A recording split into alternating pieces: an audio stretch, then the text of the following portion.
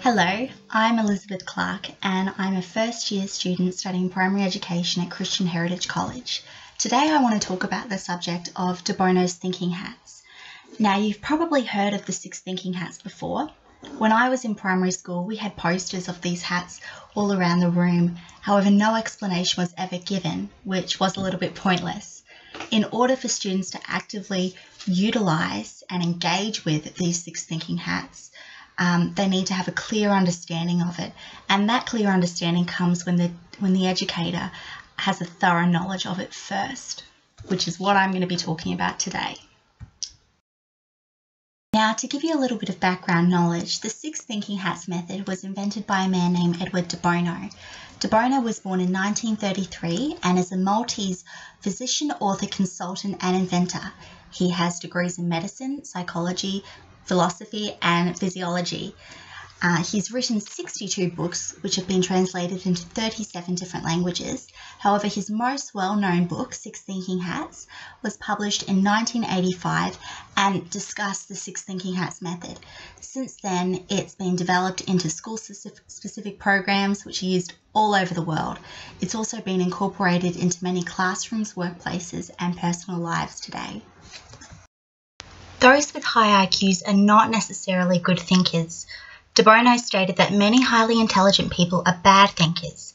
Intelligence is like the horsepower of a car. A powerful car has the potential to drive at speed, but you can have a powerful car and drive it badly. Thinking is the driving skill with which each individual drives his or her intelligence. The need to teach thinking skills has been made imperative by De Bono.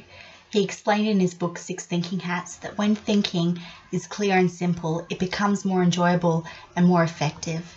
And the 6 Thinking Hats method is a very simple concept to understand and to use. De Bono claims that there are 3 difficulties that individuals face when confronted with an idea, issue or problem. 1. They rely on gut feeling emotional prejudice, which clouds their perspectives. 2. They feel a sense of helplessness. They don't know where to start, so they never begin. Or 3, they experience confusion because they try to think of everything at once. Their minds become chaotic because their thoughts have no clear path. Now, the main difficulty in thinking is confusion. We're living in a multitasking society where we try to do everything at once. The problem with that, though, is when emotions, logic, information, creativity and activity all combine together, it can become really overwhelming. So, a very simple concept, which is De Bono's thinking hats, allows the thinker to do just one thing at a time by putting on one of these types of hats, which define a certain type of thinking, which I'm going to get to in just a minute. The 6 thinking hats represent 6 different thinking types. A user puts on a metaphorical hat and adopts that perspective, which may not necessarily be their own, such as the white hat, which deals with facts and information, the red hat, which deals with feelings and emotions, the black hat, which is the critical judgment hat. The yellow hat deals with the positive side of things. The green hat deals with new ideas. And finally, the blue hat looks at the big picture. By using the 6 thinking hats method, students are able to perceive more clearly and as a result, process decisions and ideas with greater clarity. It allows users to think more intelligently and, using the previous analogy, to drive the car powerfully and well. Now I'm going to put on some of these hats myself and ask some of the questions which may arise while wearing them. Now, the white hat just wants to know information and facts. It's very neutral. It wants to know data and facts and figures. It's objective. So, some of the questions while wearing the white hat might be, what are the facts? What do I know? What do I need to find out? And how will I get the information that I need? The red thinking hat signifies feelings, hunches, and intuition.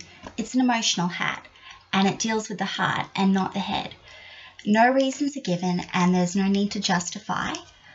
So some of the questions you might ask while wearing this red hat are, what are my feelings about this?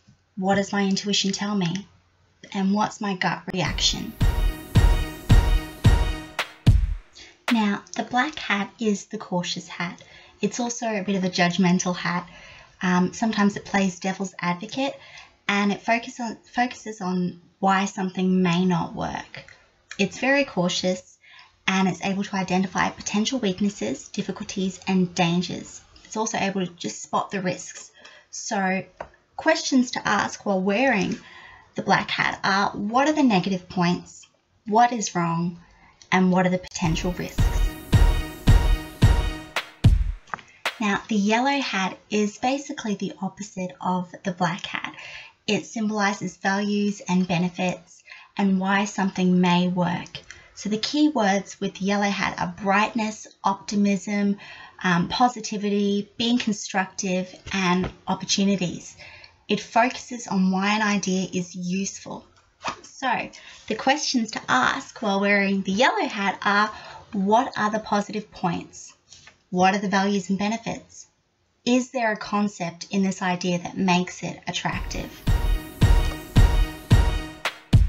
Now, this green hat focuses on creativity, possibilities, alternatives, and new ideas. It often has solutions to black hat problems. And some of the questions that you might ask while wearing this green hat are, what are some new ideas? Are there other ways that this can be done?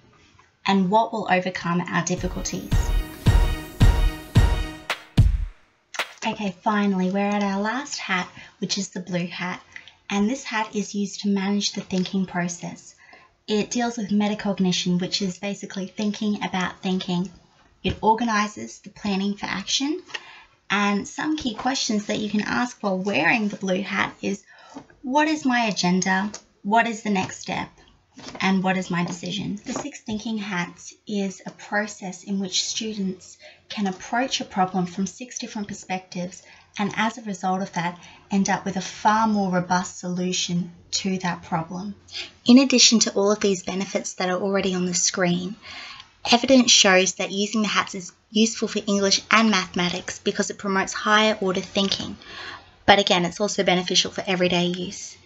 Evidence also demonstrates that blue and green hats provide higher level thinking, and that choosing to adopt one of these 6 hats is highly effective when it comes to making decisions. The 6 thinking hats promote mental flexibility by using a multiple perspective approach. By practicing the hats method on a regular basis, students are enabled to then adapt these skills to other aspects of their learning. Not to mention, it offers teachers a greater insight into a child's ability. Now, weaknesses with using de Bono's thinking hats. The only one that I was really able to identify was that students may feel a little bit awkward at first using these imaginary hats, but that awkwardness soon goes when they realize how convenient it is. Now, how does having a biblical perspective fit in with the 6 thinking hats? Well, in 1 Corinthians 14 verse 20, we are called not to be like children, but to be mature in our thinking. And in 1 Corinthians 2 verse 16, we are called to have the mind of Christ. Now, having the mind of Christ allows us to judge, appraise, and evaluate all things. So, by using the 6 thinking hats, we're also using the biblical gift of discernment. In Thessalonians 5 verse 21 to 22, we are charged to examine everything carefully, hold fast to that which is good, and abstain from every form of evil. Again, in Hebrews 5 verse 12 to 14, Christians are given the responsibility to discern both good and evil. The 6 thinking hats allow us to do just that. As we consider all perspectives, we are utilizing discernment. When using the 6 thinking hats, teachers need to remember that it's not meant to be used to categorize students. That's falling into dangerous territory when you start labeling students such as that child over there is a real red hat child and that one over there is a green hat child. And in Edward de Bono's book, 6 Thinking Hats for School, he mentions that by doing that, students can then identify with just one hat, such as I'm a real black hat thinker, which is the exact opposite of what we want to do. We want to encourage students to value all of the hats and to wear all of them. Mick Lear cautions that the 6 hats is only one approach to teaching thinking, and that teachers should be wary not to exclude others. In summary, the 6 thinking hats are a powerful teaching strategy that is ideal for the classroom. By implementing De Bono's 6 thinking hats in every lesson, teachers can help students explore their potential by taking an active role in their own learning. That brings us to the end of this podcast. I hope that you've enjoyed learning about Edward de Bono and the 6 thinking hats, and thank you so much for taking the time to watch.